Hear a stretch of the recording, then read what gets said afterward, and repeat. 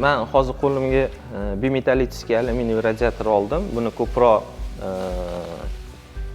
markaziy isitish sistemalarida qo'llaniladi va высотный zdaniylarda ham bemalol qo'llasa bo'ladi. Bu o'zini juda ham xarakteristikalarini yaxshi ko'rsatadi.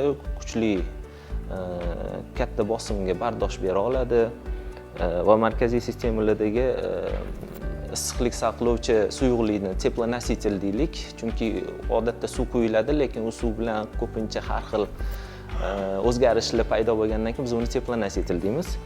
Teplonосительlarni har xil agressivniy sredalariga ham juda ham bardosh bera oladi. Shuning uchun biz eski qurilgan жилой komplekslarga biz bimetallический radiatorlarni tavsiya qilamiz.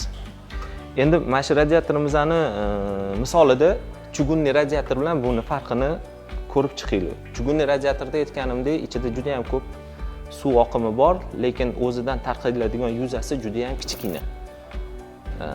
Lekin alyuminiy radiatorlarda oxirgi paytda evolyutsiyani hisobiga уже radiatorlar ham ozma-oz, sekin-sekin effektivnostini oshirgan, keraklicha suv ob'yomi qisqarib borgan, kam suv ob'yomidan shuncha effektivni foydalanish hisobiga уже bitta radiatorimizni, masalan, bitta bimetall radiatorimiz 200 ml suv o'zi hajmiga oladi.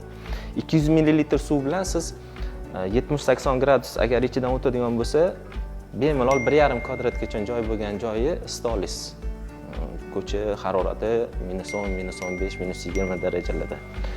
O'zidan o'zim ko'ryapsizlar, suyuqlik qancha kam ketgandan keyin orasidagi mana bu qovurg'a deymiz, jabrlar deymiz.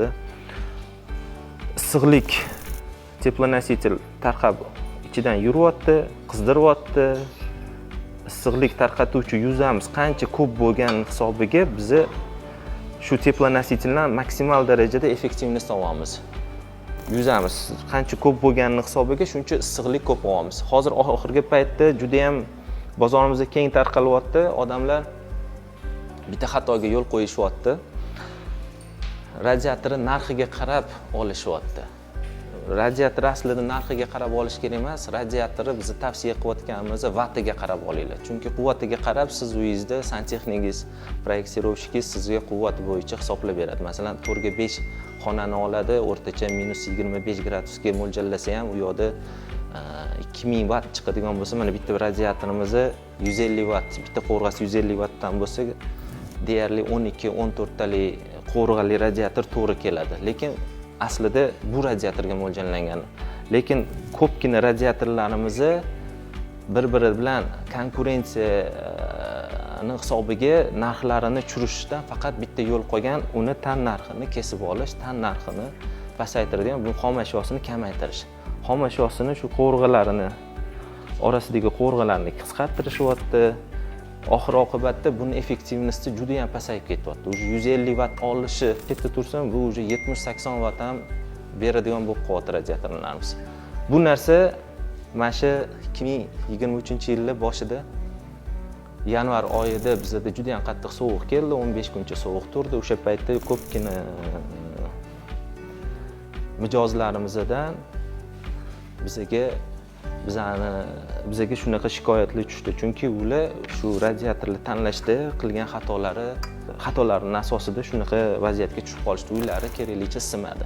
Shu radiator tanlayotganingizda uni puliga emas, avvalambor puli ham o'zi sifatini belgilab turadi. Qancha qimmatroq bo'lsa, shuncha sifat bor degani va shuncha effektivnosti, quvvati bor. Har doim tanlayotganingizda quvvatiga qarab olinglar. Bitta Teplolux jamoasi faqat shu bitta katta tavsiyani beradi.